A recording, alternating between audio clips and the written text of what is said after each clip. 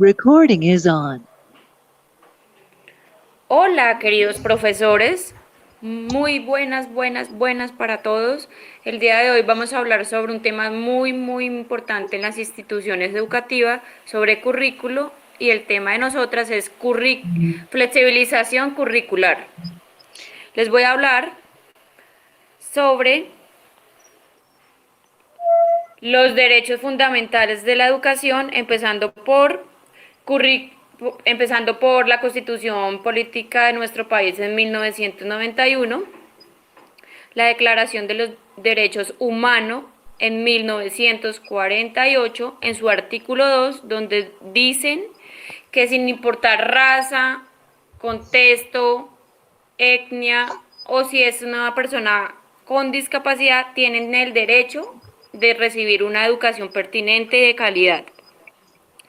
La Convención Internacional de los Derechos de las Personas en Condición de Discapacidad en el 2006, muy importante. Ya después viene a nuestro país en el 2006 en el decreto 1346. Esa declaración llega a nuestro país en el 2006 en este decreto que les estoy hablando.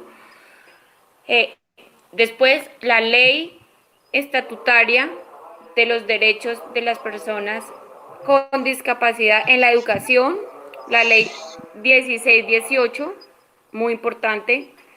Y después ya la última y la más fundamental, ¿no? Y sin decir que las anteriores son importantes, porque todas son importantes, sino que en esta recopila todas las anteriores en una, que es el decreto 1421 de 2017, donde el Ministerio de Educación tiene un gran reto en todas las instituciones públicas y privadas. Acá nombran, y es muy fundamental, el docente de apoyo, profesional de apoyo, docente de apoyo, que acompaña a los chicos, a los profesores, a los directivos, como su palabra lo dice, apoyándolos.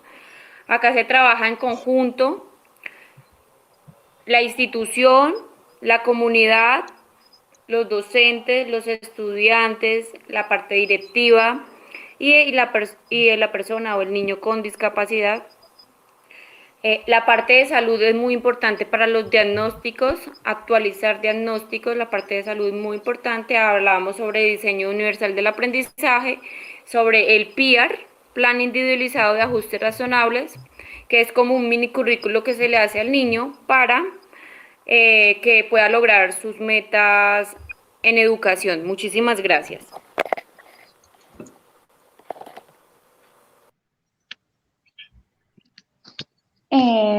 Buenos días. Ay.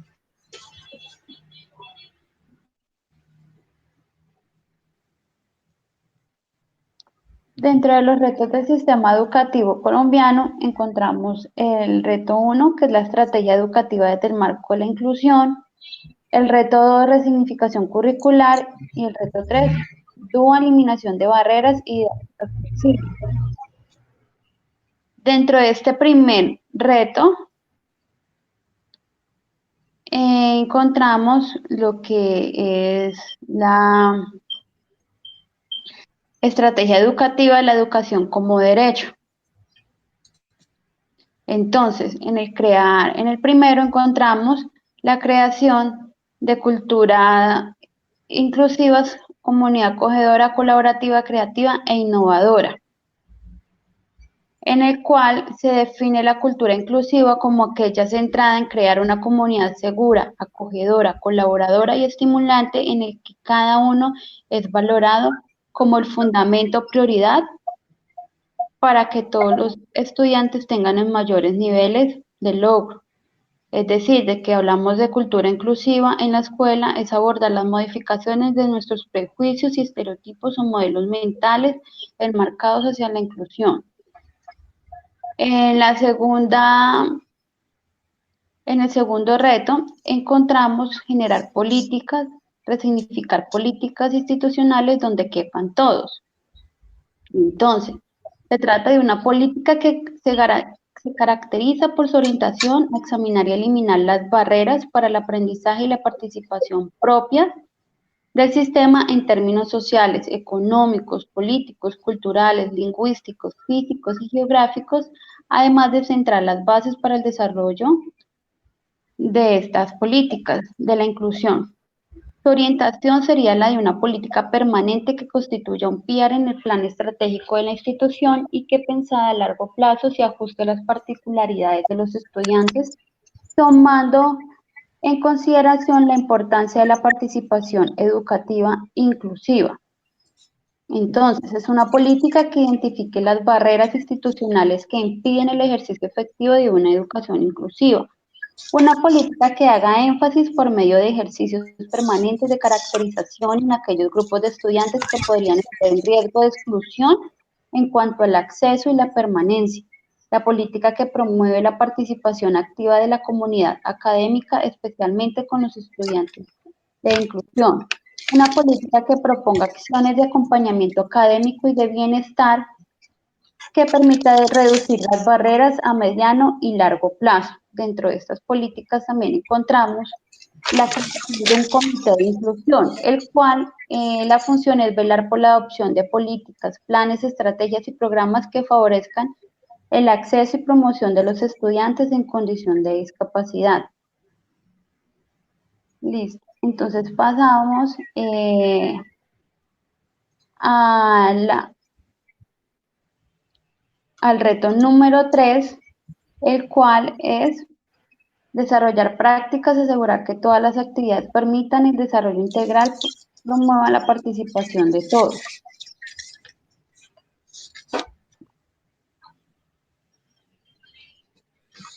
Muy bien, compañera, muchas gracias. Vamos entonces ahora a analizar el reto número 2, que es la resignificación curricular. Esto quiere decir que se espera que la educación inclusiva promueva un currículo flexible, teniendo en cuenta que la población diversa es la norma y no la excepción. Esto, por lo tanto, supone un reto para el sistema educativo, donde es necesario modificar los currículos, las metodologías para crear ambientes que protejan el derecho a la educación de estos estudiantes y además que provean oportunidades justas y apoyos razonables para alcanzar el desarrollo integral.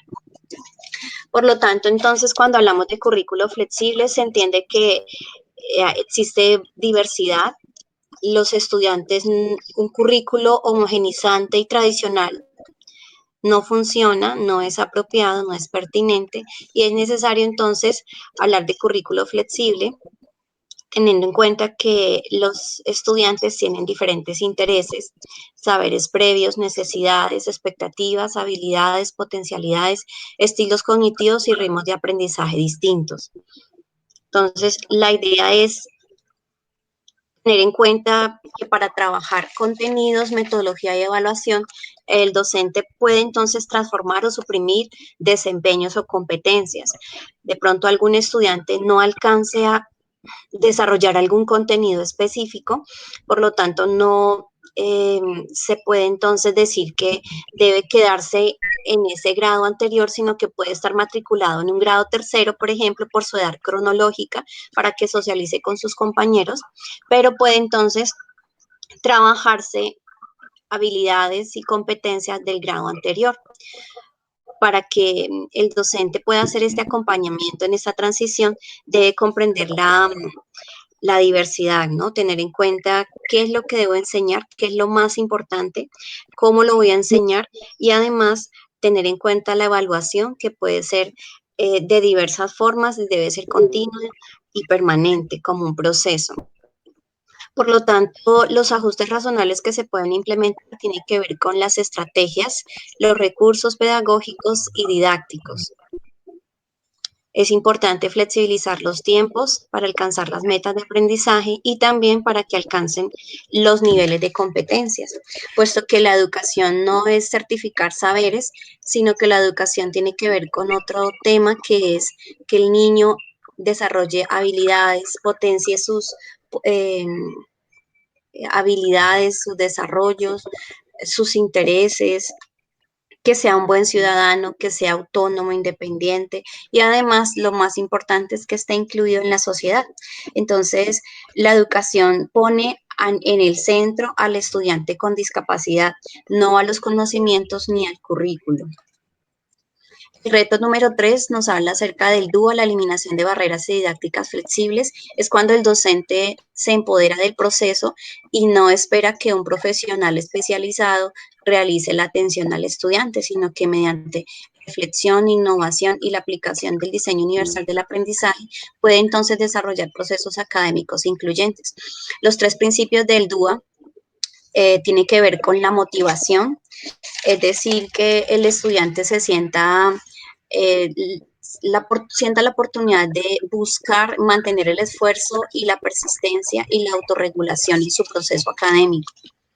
También el otro principio es que debemos de proporcionar múltiples formas para presentar los contenidos a los estudiantes, dado que por sus condiciones es posible que si yo tomo una clase solamente oral, sin descripción, la persona, un estudiante de baja visión o ciego, no va a poder comprender al igual que sus compañeros. Entonces, debo mostrar los contenidos con distintas herramientas para permitir la percepción, el lenguaje, los símbolos y la comprensión de los estudiantes. Y el tercer principio es usar o proporcionar múltiples formas de expresión, teniendo en cuenta las habilidades y la fluidez con que puedan hacer los estudiantes ese trabajo para ejecutar la tarea. Eliminar barreras es muy importante, como decíamos antes, si es necesario suprimir o transformar algún desempeño o competencia, se puede hacer desde la educación inclusiva y la flexibilización curricular. Entonces, para ello es importante conocer primero una valoración pedagógica para conocer las habilidades, gustos e intereses que se pueden potenciar, para trabajar no desde la falencia, sino trabajar desde la posibilidad que tenga el estudiante con discapacidad para poder participar. Para ello, entonces, se requiere esa valoración para tener insumos, para construir el plan individual de ajustes razonables, que es una herramienta viva, un documento vivo que permite la planeación pedagógica, no un currículo paralelo, sino un currículo donde este estudiante que tiene ciertas barreras, no es de su discapacidad, sino es de su entorno, actitudinales, implementación de equipos que requiera, de ajustes en metodologías y didácticas flexibles, pueda entonces alcanzar los niveles de aprendizaje que se proyecten. Importantísimo también trabajar en el fortalecimiento de aprendizajes funcionales desde los principios de igualdad y de equidad. Por lo tanto, el docente reflexivo y pendiente de este tema de inclusión puede implementar didácticas flexibles como el aprendizaje colaborativo, la modificabilidad cognitiva, la enseñanza para la comprensión, el aprendizaje basado en problemas y el aprendizaje por proyectos. Muchísimas gracias.